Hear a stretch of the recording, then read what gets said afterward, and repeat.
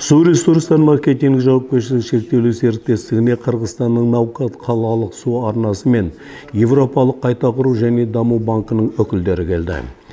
Европалық қайта құру және даму банкі Қырғызстанның Науқат қаласындағы сумен жабдықтау желілерін ауқымды жаңарту жоспарын іске асыруды жоспарлап отыр екен.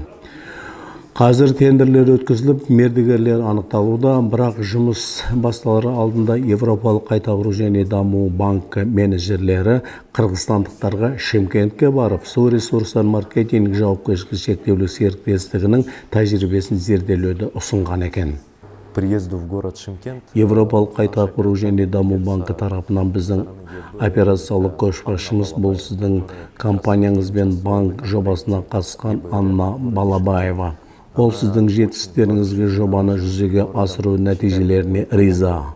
Ол сіздердің тәжірибеңізді Европалық қайта құру және даму банкының жобаларына қатысатын басқа компанияларда пайдалануы керек деп санайды. Оның ұсынысы бойынша біз Шымкентке су ресурстар маркетинг жауапкершілігі шектеулі серіктестігі қызметімен танысу, тәжірибеңізді зерделеу және қабылдау үшін келдік. Қырғыз әріптестермен кездесуге су ресурстар маркетинг жауапкершілігі шектеулі серіктестігінің барлық маңызды бөлімдерінің басшылары қатысты. Кәсіпорын бас директорының орынбасары Жанатбек Турдалиев жоғары рентабельділікке қалай қол жеткізгендігі туралы айтып берді. Бұл жеке суды есепке алу құралдарын 100% енгізу, европалық жаңа жабдықтарға инвестиция салу, өндірістік процестерді жаңғырту және автоматтандыру. Негізгі шарттардың бірі ауыз суды қатаң есепке алу және су балансын бақылау. Мақсат басынан, яғни су тартқыштан бастап, одан әрі қалада кварталдар, көшелер мен аймақтар бойынша су есебін жүргізу. Ол үшін үлкен диаметрлі суды есептеу құралдары мен шығын өлшегіштер орнатылады.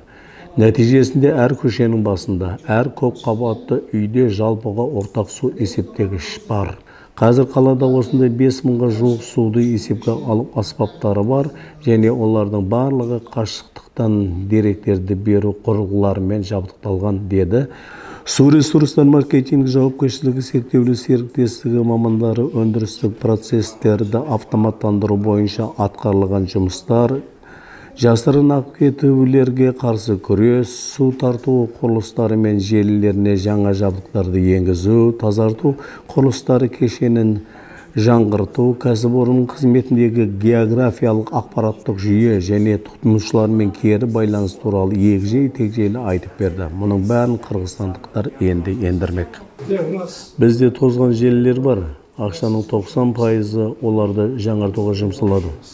Осыдан кейін ғана су шығынын оңтайландыру және есепке алуды енгіземіз. Сапар барысында қырғыз әріптестеріне Ақбай қара су тартқышы мен қалалық тазарту құрылыстары кешенінің жұмыстары көрсетілді. Қонақтар алынған ақпарат пен пайдалы тәжірибеге өте риза.